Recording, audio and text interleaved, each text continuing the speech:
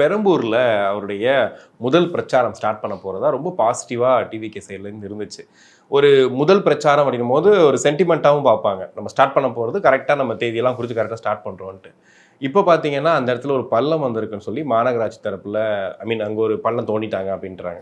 இது தவறா சொல்றாரு, அதெல்லாம் கிடையாது. மழை விட்டாலும் தூறல் விடவில்லை, ஆட்சி மாறினாலும் காட்சி மாறவில்லை. திமுக ஆட்சி முடிவுக்கு வந்து அது காப்பந்து சர்க்காராக மாறியதற்கு பின்னால் கூட தேர்தல் ஆணையத்துக்கிட்ட போயிடுச்சு.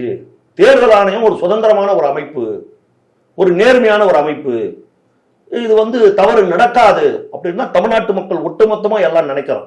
ஆனா அதுலயும் சில புல்லுரிவுகள் உள்ள நுழைஞ்சு இந்த மாதிரி வேலைகளை செய்து அவருக்கு மீண்டும் மீண்டும் ஒரு நெருக்கடியை கொடுக்கறாங்க. தமிழக வெற்றி கழகத்தை மட்டும் டார்கெட் பண்றாங்க.